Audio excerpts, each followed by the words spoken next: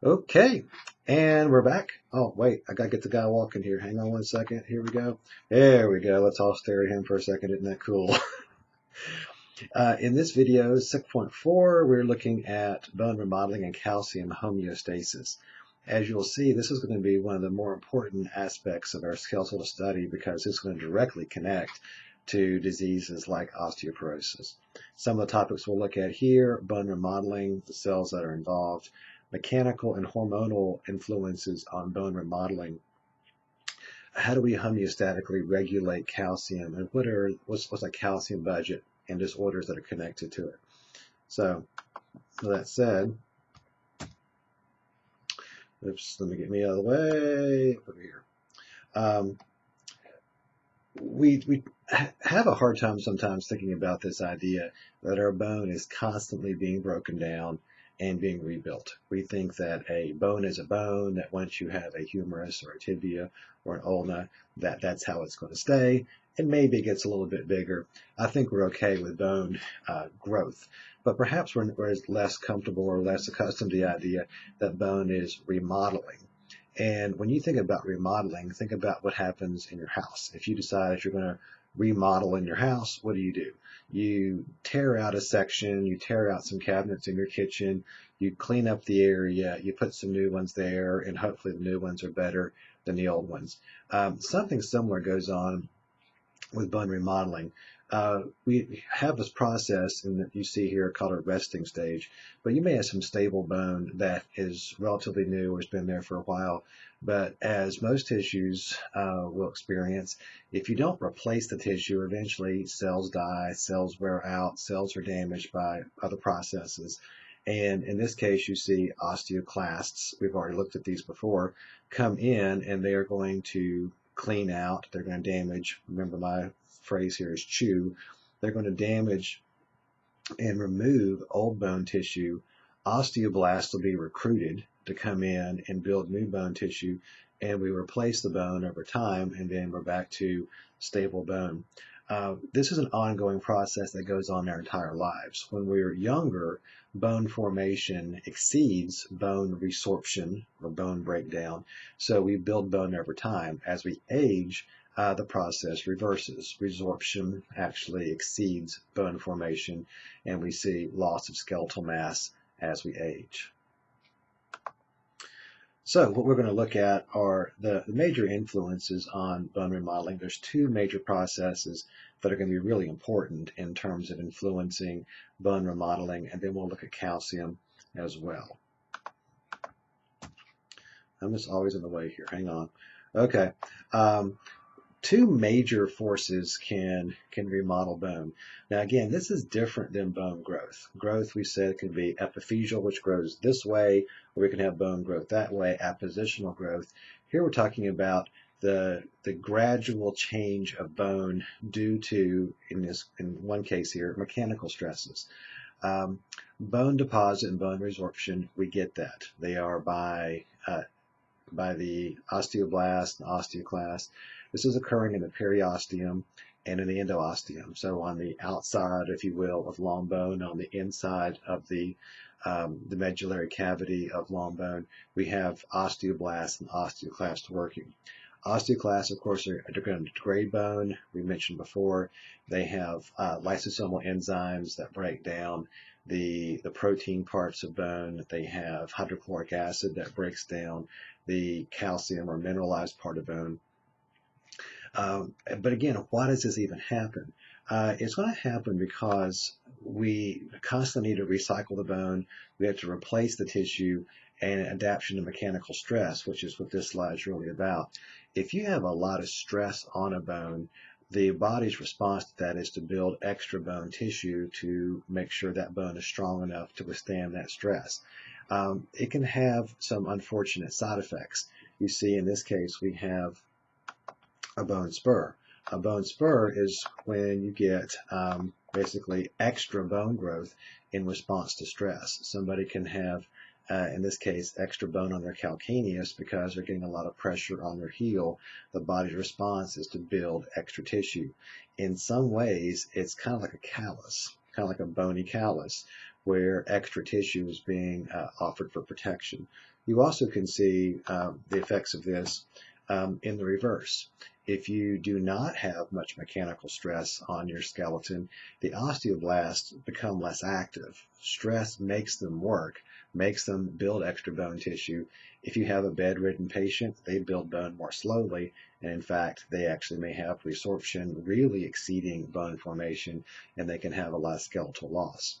We also see this with astronauts. When astronauts come back from space after being away from a lot of gravity for a long time, they tend to have less skeletal mass. Why is that true? Well, one of the hypotheses that deals with, or one of the laws, I suppose, that deals with mechanical stress and bone formation is called Wolff's Law. Wolff's Law essentially says where bones are getting the most stress stimulates more bone development.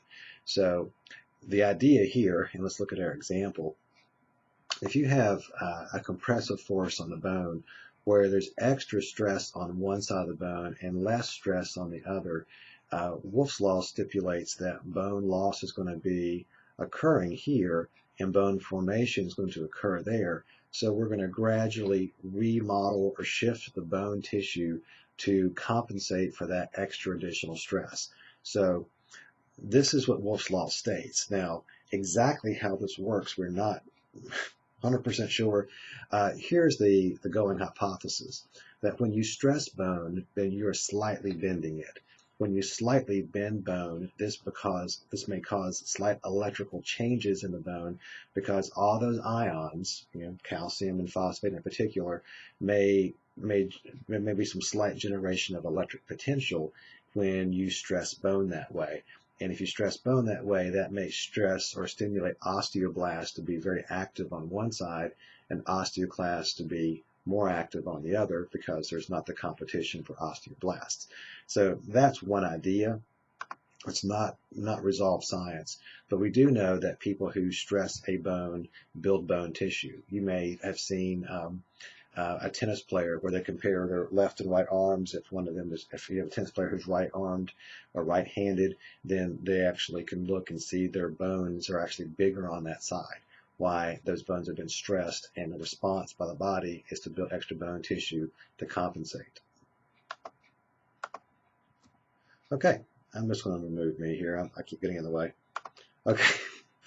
One other major factor that affects remodeling is hormones, or our hormones.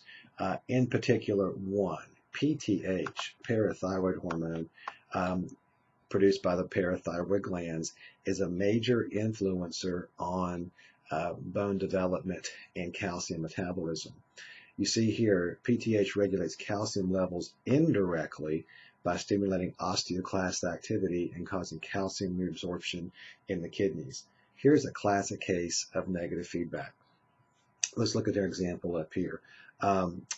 We have, let's say, the body has detected that there is not enough calcium, not enough serum calcium in the bloodstream. Well, how's the body going to respond? PTH is going to be released, which promotes and calcitonin inhibits the calcium release into the blood by osteoclasts. So PTH is going to stimulate osteoclasts to chew on bone and in the process release more calcium. PTH also promotes calcium reabsorption from the urine. So as urine is being formed, calcium is going to be pulled out of the urine to be reabsorbed into the bloodstream so we don't pee out calcium.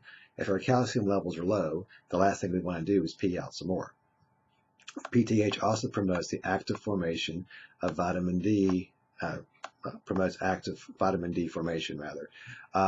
Vitamin D is critical because vitamin D helps promote the extra absorption of calcium from our intestines. So once again, we don't want to poop out calcium if we are low. So here's the stimulus. If calcium levels are low, PTH is going to do three things to try to retain it. It's going to make osteoclasts active and remove bone tissue so we get calcium into the blood. It's going to promote the reabsorption of calcium from the urine and promote vitamin D formation so we reabsorb more calcium from the intestines. So all those things are going to be working to actually promote calcium uh, release into the bloodstream. If we have extra calcium, then calcium is going to be removed removed from the blood by osteoblasts and be put into bone. So think about bone as a calcium bank. If we need calcium, we're going to withdraw it, and PTH triggers that. If we have extra calcium in the blood, we are going to put it into the bone and hang on to it just like you would if you had extra money. Let me come out so you can see this. PTH plays the more important role in calcium metabolism. It stimulates or doesn't osteoclast activity. So PTH, again, once the body senses we don't have enough calcium in the bloodstream, and as you'll see in a slide or two coming up, we need it. If we don't have it, we have to get it, and we have to get it from bone. Now, you may be thinking, I'm not crazy about this idea. I don't want my bone being damaged or having calcium removed. It's really not about maintaining the strength of the bone. It's about maintaining the calcium levels. The bone happens to be where we store it. There's another hormone called calcitonin that's produced in the thyroid. It has a much smaller role in the process. I'll put it on here in case you see it, but it actually stimulates some calcium uptake by inhibiting osteoclasts. So in the event that we have plenty of calcium in our bloodstream, calcitonin from the thyroid will tell the osteoclast to cool it, stop breaking down bone. Osteoblasts will pull some of that calcium out and put it into the bone so we can store it for when we need it later on. This just shows you a calcium budget. It gives you an idea of our calcium levels that we have in our body and kind of what happens to them and where they come from. I'm not concerned that you know the numbers here, but just to see in general what happens. ECF refers to extracellular fluid. Basically, this is the calcium, if you want to think of it, the calcium that's available in our bloodstream. We do bring in calcium in our diet. We do actually, poop out a fair amount of calcium, and we also get rid of a fair amount of calcium in our urine. That is, if we have sufficient calcium levels. Obviously, if we don't, this balance sheet gets changed. But here you just see the absorption and secretion process. That is, there is a movement of calcium. Both we're absorbing some from the gut and we're also secreting some. We're also, you see a formation and reabsorption here regarding bone. If we have sufficient calcium, we're going to actually we're going to form some bone, but we're also going to reabsorb some. And if everything is going well, we're doing this at roughly the same rate as adults. We also see the kidney filtration and reabsorption. We filter out quite a lot at 10,000 milligrams a day, but we're also going to be reabsorbing most of that. The point of all this balance sheet here is if everything is going well, we are going to maintain a homeostatically normal level of calcium in our bloodstream, and we have to have this. I'll say that again. We have to have this. We have to have calcium for everything from muscle contraction to the movement of certain ions regarding specific metabolic events. It will influence heart rate, and other things are going to be directly tied to calcium. It just so happens that we think about calcium in bone. While calcium in bone is important, bone, remember, is a bank for calcium. If we need it, we're going to withdraw from it. And finally, let's consider just some of the calcium issues, if you will. You see there, calcium levels are going to be regulated in a pretty homeostatically normal range of about 9 to 10.5 milligrams per deciliter of blood. That unit is not terribly critical for you to know, but I do want you to be familiar with terms hypocalcemia and hypercalcemia to indicate where some conditions can arise. You can see where the hypocalcemia, which means low levels of calcium, it can be due to inherited conditions that can affect the parathyroid or to affect receptors.